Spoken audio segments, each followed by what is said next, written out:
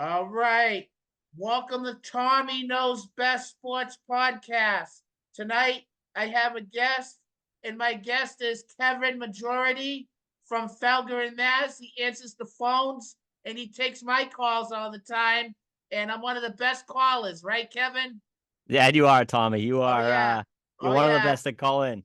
We both have our Bruins jerseys on, Yep. and this is the reason why I have you on because we're both hockey guys, and we're gonna talk mainly hockey for the most part of the podcast, and then we're gonna jump into the Patriots and Celtics. We're gonna Okay. start out with the Bruins, Kevin. They won today 3-1. I mean 3-0, I meant. And what do you think about them this year so far? Well, I mean, I like the way they've started. They're obviously again at the top of the standings like they were last year. I don't know if they're still top of the league, Mm-hmm. but I think they've shown a little bit more of a weakness this year. Last year, it felt like from game 1 to game 82, there was no weaknesses. Yep. But yeah, they won today. They obviously won Saturday, but they were on a 3-game losing streak there. Right before Christmas, they went on a 4-game losing streak. I think they've shown a little bit more of a flaw this year, Mm-hmm. which might not be a bad thing because last Mm-hmm. year, remember, they had no problems and they got to the playoffs, and we all saw what happened. They But got bounced in the first round in Game 7 against the Florida Panthers. I was at that game, and that oh, was a bad game to be at for me. fortunately, I wasn't at that. I was at the game 2 earlier in the series when they lost at home. Oh So, yeah, oh yeah. but yeah, I mean, I like the way they've played this year. I like the start, but I do think they're a little bit weaker this year. I don't, obviously losing Bergeron and Krejci is gonna take things away from your team, but again, they're proving to be one of the better teams in the league. But I do question how far they're going to be able to make it in the spring currently constructed. How far do you think they can make it? You think they'll be a first round exit like last year and years priors? Well, I wouldn't rule it out because I mean, right now they're at the top of the division, right? We hope they stay Mm-hmm. there. If they don't stay there, they're probably going to play Toronto or Florida in the first round. And we already know we don't like that. We don't like the Florida matchup. That will give us nightmares from last year. Exactly. So, Toronto, we could get away with Toronto, and Toronto's they'll do something like they always do. They'll choke. well, the thing that scares me with Toronto is, they always choked and they still did choke last year in some sense, but they lost. They did win in the first round. They finally slayed that dragon. And I think for that team, all that's left is beating the Bruins in the playoffs. And that's what scares me of going up against them. If they play the Bruins in the first round, they'd have that in their mind of we know we can win a playoff round. We want to prove that we can beat these guys. So if they don't stay at the top of the division, the Bruins, I mean, and they have to face Florida or Toronto in the first round, it could be a first round exit. Now, that being said, they could win the first round. They could definitely, I think they can definitely make it out of the Atlantic Division, which I Mm-hmm. guess then you consider that a long run. But if they go up against one of the heavy hitters on the other side of the conference, the Rangers, Carolinas, I know they lost today, but they're kind of finding it. And even New Jersey, I know they beat New Jersey today, the Bruins, but New Jersey had a lot of injuries. They've had a lot of injuries. If they find their Jack ground, Hughes is one of the main injuries that they have right now. Jack who Hughes. who's been one of the best players in the league when healthy, right? Yeah, when So, healthy, one of the best players in the league. I like him a lot too. He's one of my top players. well, I do have a bias in hockey towards the American players because Uh I oh. I know I'll be rooting towards, but hopefully they go to the Olympics in 2026 and because I'll root for the American players all the time. But, you know, it's not if they don't win the division, meaning the Bruins, it could Mm-hmm. be a really tough first round. And if they were to win that first round, they're most likely going to go have to play the other, whether it's Toronto or Florida in the first round. If they don't win the division, but they beat that other team in the first round, they're most likely going to have to play Florida or Toronto in the second round. And I think that's a really tough ask to ask them to beat those two teams in the first two rounds. Yes, that's too much to ask for them. And this team is they don't have toughness really. What do you think? You think they have toughness? I think they lack a little bit of toughness. They've obviously Derek Forboard, I think, brings some toughness when he needs to. I'm not saying he's always bringing the toughness, but he does bring, as a like kind of a third pairing defenseman, that toughness in front of the net, that willing to go if he really has to fight. Yeah. On the offensive side of things, I really love the way Trent Fredericks played this year, but He he's shows not. toughness, that kid. That kid's tough. I like Trent Frederick. He scored the game winner today, empty netter. And he shows the toughness. You're right, but I also like, you talk about his scoring. I like that he's turned more of an offensive leaf over and he's scoring Mm-hmm. more. So I don't want to have the toughness fall on him. I'd rather him use his kind of mix of toughness and skill to be out there on the ice as opposed to having to show up and fight somebody and have him off the ice for 5 minutes. So I do think they lack toughness. I don't think their fourth line is overly tough. And I'd like to see them get, if they could at the deadline, or find a way to bring in, kind of a grindy fourth liner, maybe I'm not exactly Sean Thornton, going back to him, but somebody that can bring that skill, a fourth line skill. Sean Thornton wasn't the most skilled guy, but he did have good How skill for a about fourth Like liner. Donald Boucher? Remember that guy, Donald Yeah, Don Boucher? Brashear was another one like that.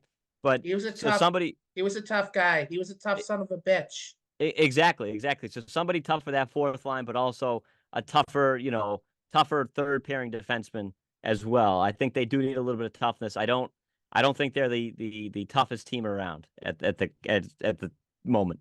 Yeah, the defenseman's kind of soft a little bit. Hampus Lindholm's been playing soft.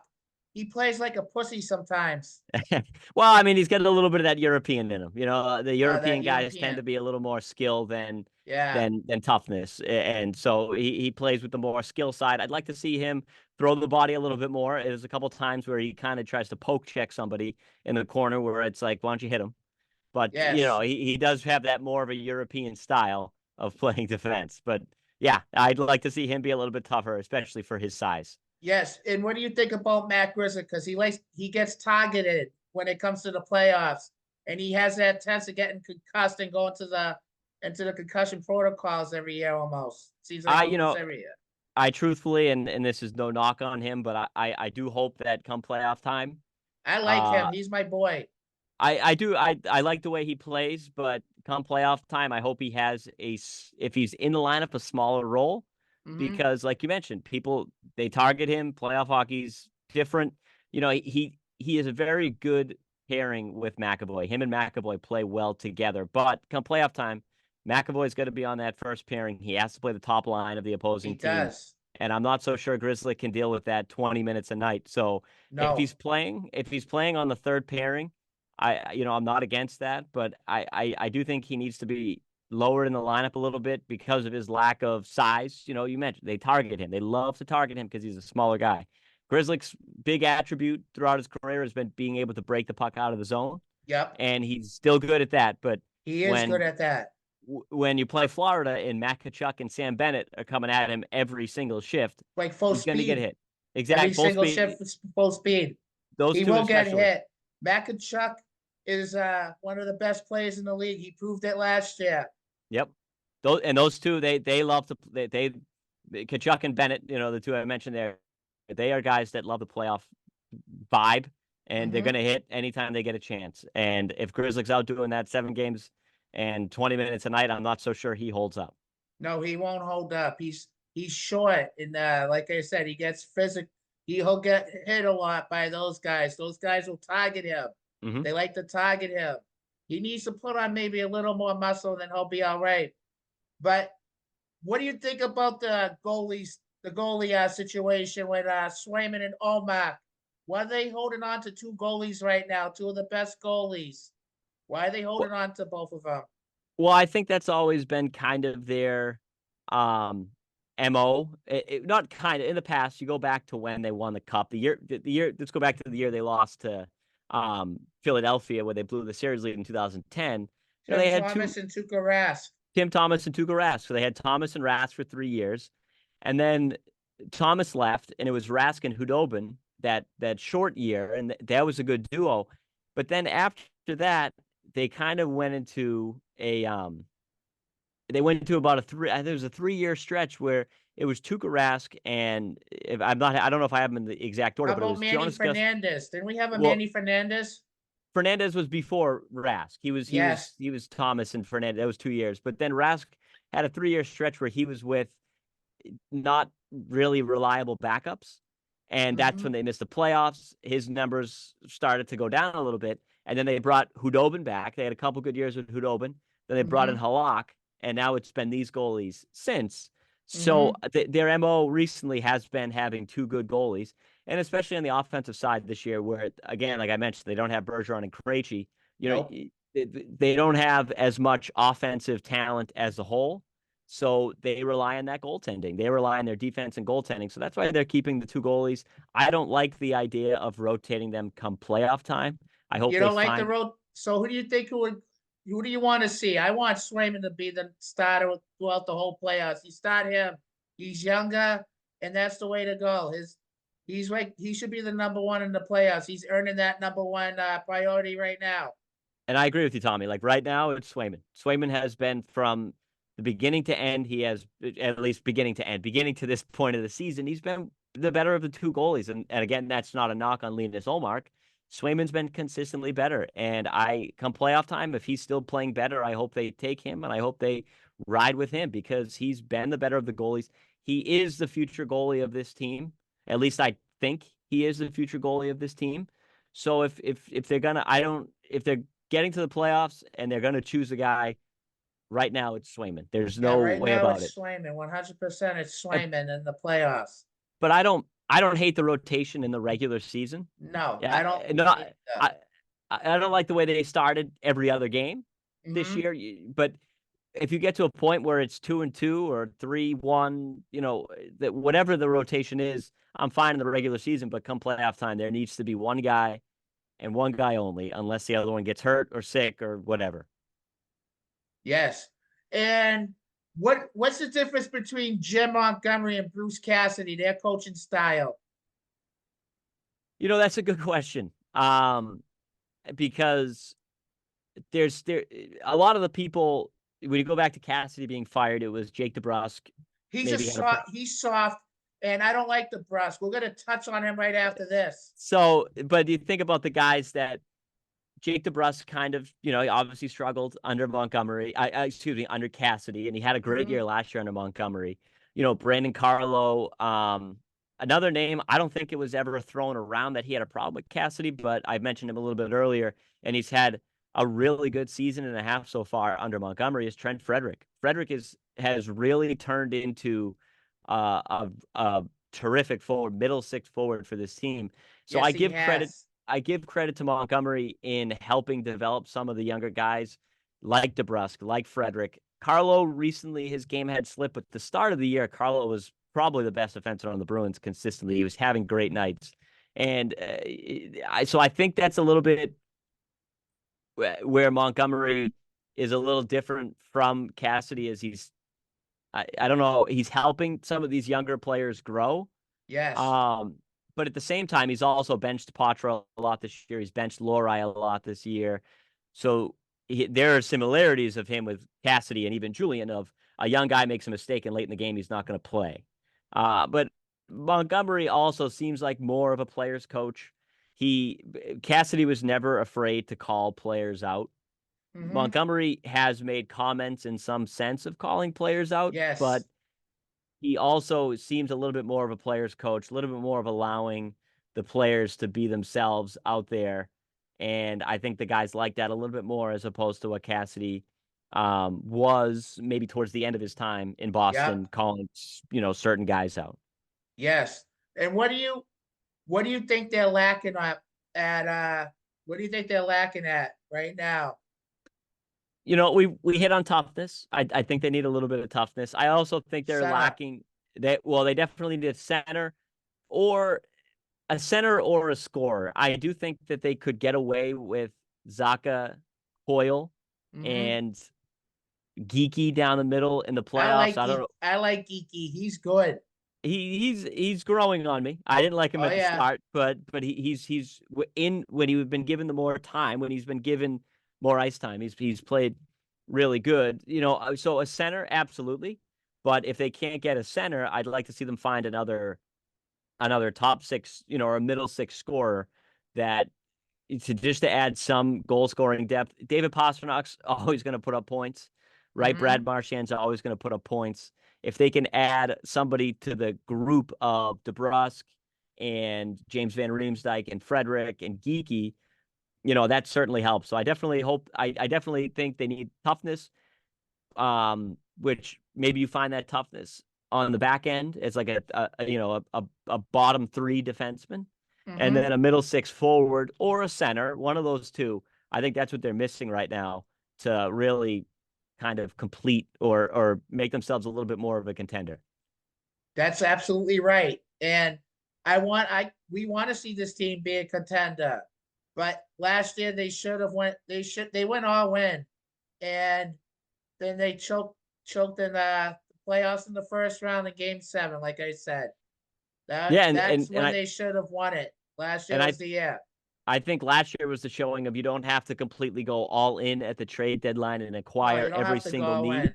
You just got to find the right stuff. You have to find the right stuff for the current build. And and hopefully Don Sweeney has the assets and can figure that out this year. And he did everything right last year. I'm not going to knock him for the moves Mm-hmm. he made, but he has to try and duplicate that this year and hope he finds the exact pieces that are needed this year. Yep. So now we're gonna jump into Jake DeBrusque, and I want to know what you think about him. Why is he soft? He's a streaky player, number one, which so he gets he gets hot at the right times. He gets cold for a long time. Mm-hmm. I don't think toughness was ever part of his game. I don't think his father was a very tough guy, piled up the penalty minutes when he played in the league. But I don't think DeBrusque has ever been the toughest guy around. So what doesn't help his case is when he's not tough and when he's not contributing, when he goes through those cold slumps, he's just kind of out there. So Yes. when he gets hot, there's not a lot to complain about when he gets hot. I mean, he can go on streaks of scoring, goals in 5 out of 6 games, 6 out of 7. He can score, but when he's not bringing that scoring, his lack of touch and his lack of toughness kind of shows, and it really hurts his favor in Boston with the players. Excuse me, with the fans. The toughness again. He was never a tough guy. He was never Nope. supposed to bring toughness, but he's also not consistently scoring. Which if you're not going to be contributing in every area of the ice, then people start to question your ability, especially when you were a first round pick. Yep. In a year where a lot They of should have took Matt Barzell with that yep, pick. They should have never took Jake DeBrusque. They passed on Matt Barzell in 2015. Barzal and even the kid Kyle Connor out Oh in yeah, Winnipeg Kyle is Connor. another one. Yeah. So those are guys that they passed on. So you mentioned with the brother, like I say, like he got picked higher than he should have been, and he sometimes goes through these stretches where he's really bringing nothing to the ice, and you start to wonder if anything's different if he wasn't picked and they pick somebody else. Yes. All right, Kevin, we're gonna jump into my next topic. And our next topic is about the Patriots, about their horrible season this year, and about everything that's been going on last week. Uh Last Thursday, they moved on from Bill officially, but they made that announcement on Wednesday. And on Friday, they hired Gerard Mayo. Kevin, let's talk about that now. So I was in the camp of moving on from Belichick. I thought it You was were time. you were in the camp for moving on for Belichick. So wasn't Yep. I. You know my songs. You like my Yep. songs Oh right yeah, away. I've heard them. Yes, yep. Tommy, I love your songs. I love that we played one a few weeks ago in that Yes. final word. That was awesome. Oh yeah, that was a Uh funny one right there. that one was a good one. But I enjoy your songs. I do. The row But your boat one, the remix from row so your boat. I recently heard that one. I got to listen to it again. Obviously, I've been out of touch because I've been out of town for a while. Mm-hmm. But going back to Belichick, I do think it was time to move on from him. you can never take away the success he had here, but I do think the way the last 4 years went, it shows that it might have been a little bit more of the quarterback than it was the coach. And I'm not taking any success away from Belichick, but I think it goes a little bit more to Brady maybe carried 60 to 65% of the load, whereas Mm-hmm. Belichick, when everybody thought it was 50-50, um, I think he was kind of too set in his ways His and ego got in his way. is absolutely. I think the ego got there He has a and snobby ego, and we all know it. especially with some of the answers we heard this year to the press where he Uh wasn't. huh. He definitely let the How ego get in come the he way. hates talking to the media? He's like Oscar the Grouch. Well, I mean, It's Belichick the Grouch. it's because they ask him questions that he has no desire to answer. No. Which my thing's always been, if you sign up to be a professional athlete, to be a professional head coach, you have to understand that the media is part of it and you have to answer these questions. All 32 coaches every week, head coaches every week have Mm-hmm. to sit in front of the media and answer questions. And I bet they And don't like it. they don't like it, but I can tell you that pretty much all of them answer with a respectful response. They treat the media respectfully, and he got to a point. He used to, and I'm not saying he didn't do it every single night, every single Mm-hmm. day, but most of the time this year he wasn't respectfully answering questions. Nope. He was barely doing the minimum of what he needed to do, and I think that goes into what you said, his ego, and I think his ego completely got in the way. The team obviously struggled. I mean, they were 4-13. It wasn't a point where you could say, well, a couple flips of the coins here or there, and they're in the playoffs. Yes. So they were 4-13. They clearly weren't good. It was a roster that he constructed. He has Yeah. the he has And the they did tool. not. They did not do any effort to do anything to get any talent here for Mac Jones at all. Nope, you're right. No, They did. not at They all. Exactly, and a couple things they were in on DeAndre Hopkins. They Yes. decided to re-up Devontae Parker instead of Yep. that. There's one. That was a little crazy. Re-upping on Devontae Parker. And why do you get rid of Jacoby Myers and sign Juju? That was my That next was a one. bad size. That was a bad signing right there. Exactly, that was my next point. Is they got rid of Jacoby Myers, who proved himself in New England. He proved himself in the league. He also proved himself this year in Las Vegas. And they signed Juju Smith-Schuster, who I know had proved himself in the league, but his production had gone down. So those were decisions that he made, and the team went 4-13. The offense was terrible. I mentioned how there was a 3-game stretch where they lost 10-7, 10-6, or 10-6-7, and they lost 6-0. The defense gave up 26 points in 3 games, and they lost all 3 games. And that's because the coach couldn't build an offense that was functioning. And so I think it was time for him to go. I'm not entirely sold on Gerard Mayo as You're the head not coach. you're not sold on Jerome Mayo? I'm not. I do think he's going to be a player's coach. Kind of goes back to what I mentioned with Cassidy and Montgomery, a player's coach. But Mm-hmm. it's just, I feel like if they were going to get rid of Belichick, they should have wiped the slate clean and brought in somebody new, somebody that Like Mike hadn't been in New Vrabel? England. Well, Vrabel was another one. I would have liked Vrabel, but he was another one that had New England ties. I know he never coached in New England, but he had those New England ties. Excuse me. Uh, And that how about Eric Bieniemy? so Bieniemy's a guy I would have liked. He you know offensive mind. I don't know how much of his offense was say offensive success was completely through Patrick Mahomes, but I would have loved to have brought in an offensive minded head coach, Mm-hmm. and that's why I was iffy on Mayo. I'd be iffy on Vrabel. I just thought there were other guys out there that maybe they could take a shot on, but I'm not going to knock Gerard Mayo until I see what he does. I'm not totally sold on it, but I think my opinion can change depending on how he hires coaches, who he brings in, and how they construct the team for next year. Yes. You think Bill O'Brien will stay here as the offensive coordinator, or you think he's out the door? That's a good question. I honestly, I don't know. I don't know the relationship that he has with Mayo, and I also think, like I kind of mentioned, of how Mayo constructs it.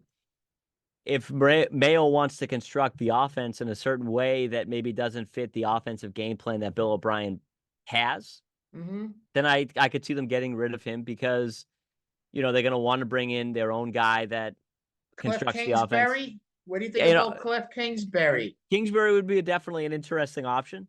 He'd be an Yes. interesting case. He was a part of the Sean McVay trio, right? He was one of the guys that was a part of the Sean McVay trio. And he runs a very newer offense, which we do see success with in the league. Mm-hmm. So yeah, I'd like a guy like that, or somebody cut from his mold that can run the offense. But again, Mm-hmm. I go back to what offense does Gerard Mayo want to put together? And if Mayo puts together an offense that fits Bill O'Brien's scheme, then yeah, I think they could keep Bill O'Brien. I definitely think, and this is just a personal opinion, that his job status is very much up in the air because of Mayo and how Mayo wants the team to look come Mm-hmm. September. What do you they need to do a lot of stuff this year. What do you think they're gonna do with their third pick in the draft this year? You think they're gonna take Marvin Harrison Jr.? Well, that's my hope. I want Me them to get the too. receiver, but I guess it's all going to come down to what the Chicago Bears decide. Trade in Justin Fields. Well, if they decide they want to go forward with Justin Fields, then do they go with a offensive lineman first, or do they go Mm-hmm. with Harrison? I mean, Yes. if they were to get Marvin Harrison Jr., then they'd have uh, DJ Moore, Marvin Harrison Jr. They'd have Fields, who is who can run. We know he's a running threat. So I think what the Patriots do will all come down to what Chicago decides to do. If Chicago decides to go with a quarterback, then I could see them moving on from Fields, and I Mm-hmm. do think that Harrison would be there at 3. I got to feel like the Commanders are going to go for a quarterback or an offensive lineman. So I thought they were all set with the quarterback. They seemed like they were sold on Sam Howell this year. So I guess that's another one of a question is, are they sold on Sam Howell? I don't fully know. If they are sold on Sam Howell, then I think they could go with a lineman to protect him. If you are sold on your future quarterback, now you need the protection. Mm-hmm. So maybe if they are sold on Howell, maybe they look at, I forget the names of the guys, but one of those two linemen that are projected to go in the top 5, I could see them taking one of them. So with the 3rd overall pick, if he's there, I want them to take Marvin Harrison Jr. If not, Yep. I would like to see them take a quarterback. Um, I'm not the expert. I truthfully do not watch a lot of college football. Mm-hmm. So quarterback wise, I don't have a guy in mind. Jaden Um, Daniels, like everyone's been talking and hyping him up. they've been hyping up Jaden Daniels. I think if Drake May or Caleb Williams is there, I could see them taking either of them. But me personally, I'm with you in terms of I want the wide receiver. I want Harrison Jr. And Mm-hmm. I'd like to get a veteran quarterback in free agency Yep. What do and you try. what do you think about Kraft? What do you think about him? What was the reason why he wanted to move on from Belichick and make the moves? Because in the past 3 years they haven't done anything. That's what he said in his press conference. I think it was part of that of the questions were starting to be asked. So since Brady left, Mm-hmm. Brady won a Super Bowl. Yeah, He almost Brady won up them. he won up from there. He almost went back to an NFC Championship game the next year. And he came short by the Rams, and the Rams won it that year. Exactly. Ultimately lost to the Super Bowl champions. And then you just look at the record. They were is it 7-9 and then 10-7. So he was one game over 500 without Brady, and then he Mm-hmm. lost last year, so 8-9. So he was 500, and then this year they're 9 games under. So in 4 years they were 9 games under 500 without Tom Brady. So I think that Kraft was tired of it, and he wants to get back to those winning ways. They haven't won. If you think it this way, they haven't won a playoff game since they won their last Super Bowl. So you think about how long that last Super Bowl victory was. That was their last playoff win. And Kraft, I think, was tired of it. And I think a 4-13 year, bottom of the barrel, what is it? They get 3rd overall pick. So 30th out of of 32 in the league this year. I think he was done with Belichick being in New England. Mm-hmm.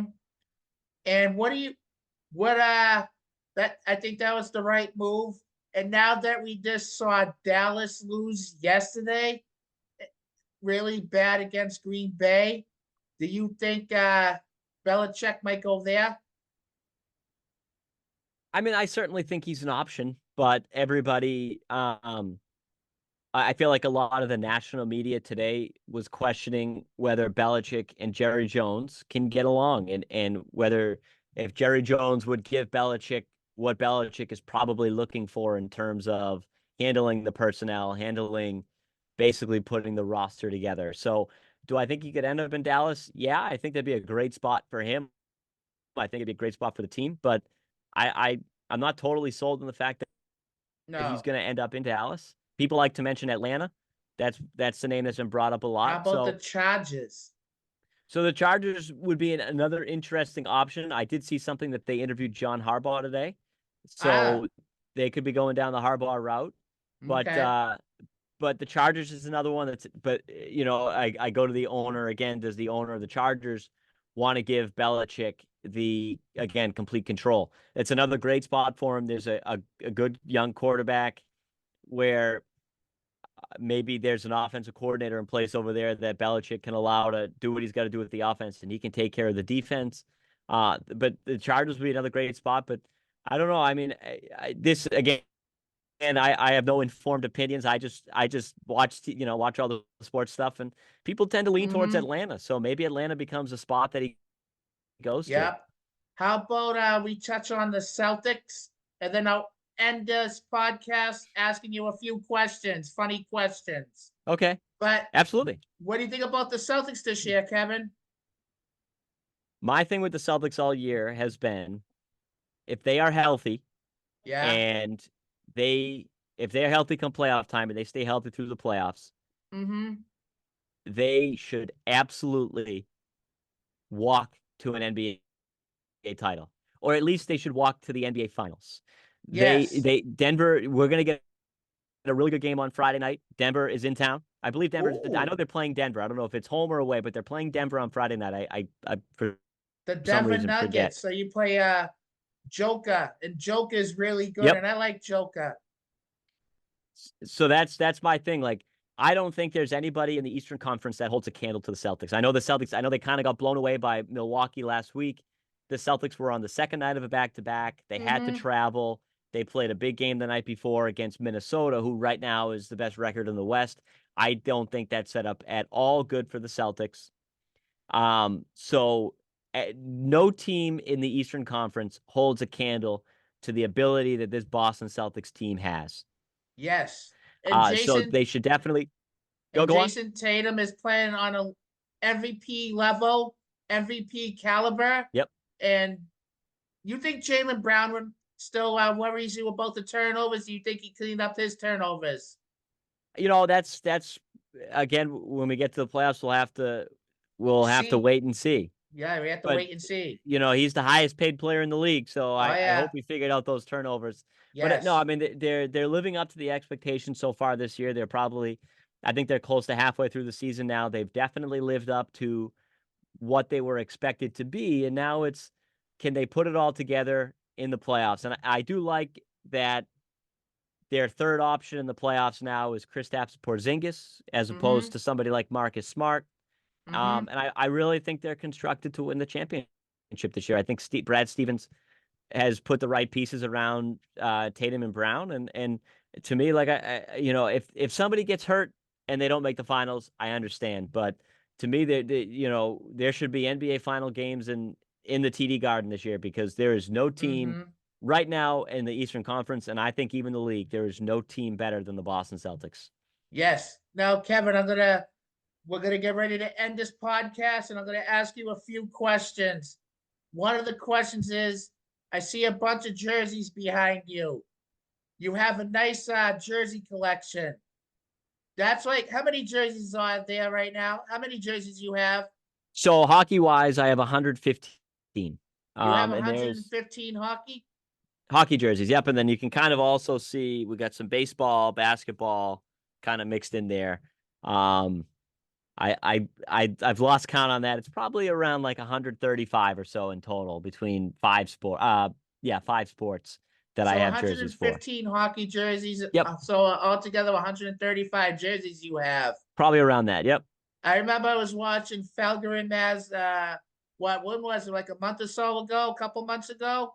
couple And months you, ago. I think back in October. yeah, and you were filling in with him and Ted Johnson, Yep, and they were trying on your jerseys. yep, And Ted Johnson almost ripped one of your jerseys, yeah. kind of, because his shoulders are too big to fit in them. Yeah, I, fortunately, I brought in some of the bigger ones, some of the yeah, the ones that I have that were a bigger size, so that he could fit into them. mm-hmm. And I like your jersey collection. It's sick jersey. I like your Thank Bruins you. jersey. I have the Swayman one on I've noticed. I could tell that's the this year's one, or is that this year. nice? Very nice. I like Oh that one. yeah, oh yeah. And Kevin, I heard you are a good golfer, right? You like golf? You like playing golf? I love to play golf. I do think my skill is sometimes over talked about. I don't think I'm as good as people say, but no, I golf is my favorite thing to do when I'm not at work. I would rather be golfing. I'd actually rather be golfing than at work sometimes. Are you better Um, than Tony Maserati at golf? I Maz and I have a very similar skill level. I think we've played 3 or 4 rounds together, and I'd say we're pretty even in terms of who's. We don't. I don't try to look at if I beat anybody or not, but I think in the rounds we've played together, I've gotten him a couple times, but he's gotten me the other times. Kevin, I golfed before, and I was bad on the golf course. I'm not good. What's to say? I'm above average. I'm above The average. We have to the get me on the golf course. We'll golf have is to get. it's a very, very tough sport. It's something that you have to be really, really committed to in order to get better. It's something you have to practice all the time. And I just happen to be addicted to it and hit the range a couple times a week, play rounds every Sunday. And that's, Mhm. that's, that's the way to get better. If anybody wants to get better, it's take lessons and play as much as you can, which in this area is really tough to do. Like, Tommy, Yes. it wasn't walking outside to play golf today. It was freezing out there. Oh yeah, it was freezing. Would you ever want to play golf with me? Yeah, I mean, the question is, would you want to play golf with me? Do you think what I I don't. I don't know if I could keep up with you. that's the question is would you want to try to I I always want to golf for fun, so I Mm, don't want anybody thinking. I always say to people, if you play golf with me, I hope I don't care about your score. I mm-hmm. do care about your score if you set a new record or something, but I want people to have fun. So if you think you'd have fun golfing with me, then we could play a round of golf. All right, it But will be fun. You'll have fun playing golf with me. yeah, Yeah, it will be fun. We'll have fun. I'll make you laugh, and we'll have fun all day and all day. that's We'll drink see and have that's fun. that's what golf's about, is having fun. And Mm-hmm. you want to be able to laugh when you're playing golf, because if you're not laughing, you're doing it wrong. Yes.